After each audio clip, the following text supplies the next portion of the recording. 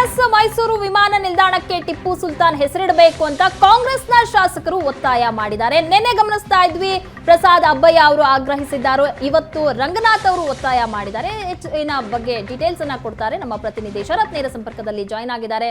ಶರತ್, ಮೈಸೂರಿನ ವಿಮಾನ ನಿಲ್ದಾಣಕ್ಕೆ ಟಿಪ್ಪುವಿನ ಹೆಸರಿಡಬೇಕು ಅಂತ ಕಾಂಗ್ರೆಸ್ನ ಶಾಸಕರು ಒತ್ತಾಯ ಮಾಡ್ತಾ ಇದ್ದಾರೆ.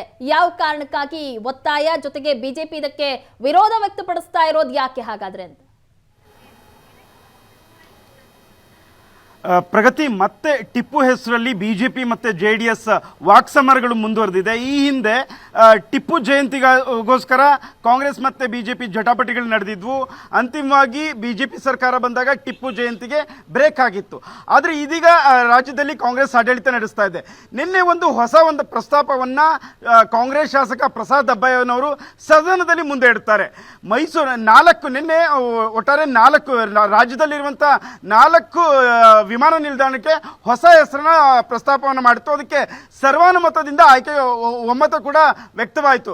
ಈಗ ಬೆಳಗಾವಿಗೆ ಕಿತ್ತೂರು ರಾಣಿ ಚೆನ್ನಮ್ಮ, ಶಿವಮೊಗ್ಗಕ್ಕೆ ಕುವೆಂಪು ಅವರ ಹೆಸರು, ಹುಬ್ಬಳ್ಳಿಗೆ ಸಂಗೊಳ್ಳಿ ರಾಯಣ್ಣ, ಬಿಜಾಪುರಕ್ಕೆ ಬಸವಣ್ಣ, ಈ ರೀತಿಯಾಗಿ ಮರುನಾಮಕರಣ ಆ ಜಿಲ್ಲೆಗಳಿಗೆ ಈ ರೀತಿಯಾದಂತಹ ಹಲವು ನಾಯಕರುಗಳ ಹೆಸರನ್ನ ಸೂಚಿಸಿ ಸರ್ವಾನುಮತದಿಂದ ಆಯ್ಕೆ ಮಾಡಿತ್ತು.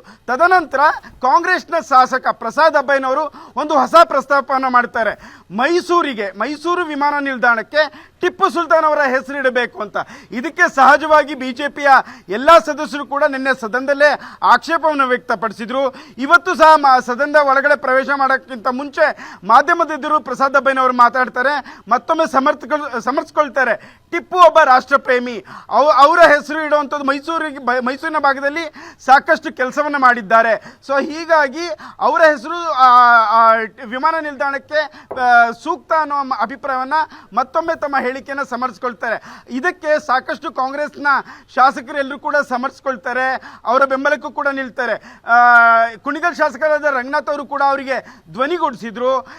ಶ್ರೀರಂಗಪಟ್ಟಣದಲ್ಲಿ ಅಂದರೆ ತಿರುಪತಿ ಮತ್ತು ಬೇರೆ ಬೇರೆ ಮಠಗಳಲ್ಲೂ ಕೂಡ, ಮೊದಲೇ ದೇವಸ್ಥಾನಗಳಲ್ಲೂ ಕೂಡ ಈಗಲೂ ಕೂಡ ಟಿಪ್ಪು ಸುಲ್ತಾನ್ ಅವರ ಹೆಸರಲ್ಲೇ ಮೊದಲಿಗೆ ಪೂಜೆಯನ್ನು ಮಾಡ್ತಾರೆ. ಹಾಗಾಗಿ ಮೈಸೂರಿಗೆ ಟಿಪ್ಪು ಸುಲ್ತಾನ್ ಅವರ ಹೆಸರಿಡೋದೇ ಸೂಕ್ತ ಅನ್ನುವಂಥ ಅಭಿಪ್ರಾಯವನ್ನು ಕೂಡ ವ್ಯಕ್ತಪಡಿಸ್ತಾರೆ. ಎಲ್ಲೋ ಒಂದು ಕಡೆ ಇವತ್ತು ಕಾಂಗ್ರೆಸ್ ಬೆಳಗಾವಿಯಲ್ಲಿ ಅಧಿವೇಶನದಲ್ಲಿ ಪ್ರಸ್ತಾಪ ಮಾಡಿರುವಂಥ ಟಿಪ್ಪು ಸುಲ್ತಾನ್ ಅವರ ಹೆಸರು ಮೈಸೂರು ವಿಮಾನ ನಿಲ್ದಾಣಕ್ಕೆ ಇಡಬೇಕೆಂಬ ಪ್ರಸ್ತಾಪ ಮುಂದಿನ ದಿನಗಳಲ್ಲಿ ಸಾಕಷ್ಟು ಜಟಾಪಟಿ ಆಗುವಂಥ ಎಲ್ಲ ಸಾಧ್ಯತೆಗಳಿವೆ. ಈಗಾಗಲೇ ಸದನದಲ್ಲೇ ತೀವ್ರವಾಗಿ ಆಕ್ಷೇಪವನ್ನ ಬಿಜೆಪಿ ವ್ಯಕ್ತಪಡಿಸಿದೆ.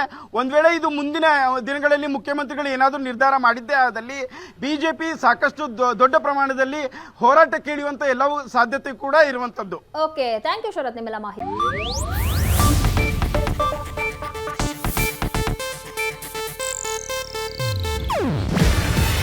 ಇದು ಏಷ್ಯಾನೆಟ್ ನ್ಯೂಸ್ ನೆಟ್ವರ್ಕ್ ಪ್ರಸ್ತುತಿ.